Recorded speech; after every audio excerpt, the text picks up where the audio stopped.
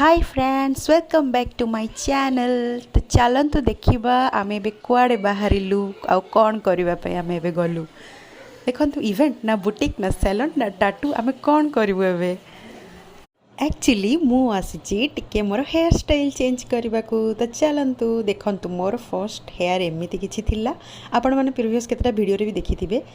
तो से किसी हेयर स्टाइल चेंज करने जाऊँगी।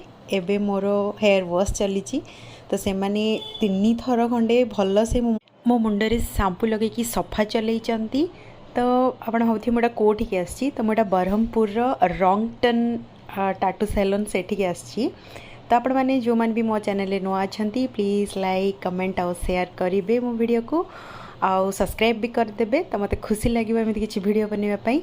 तो आप देखिपे मो मुंड बर्तमान भलसे माने सफा हो जाइए। तो आपण मान भर कार कार सब बर्तमान हेयर स्टाइल चेंज करने इच्छा हो मत कमेंट करके निश्चय जनइबे। तो चलतु एबे देखिबा मोर हेयर कट केमिति आ कौन हैला।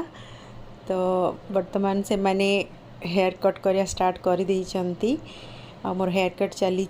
तो मोर एक्चुअली बहुत सारा हेयर कट भी हो गला।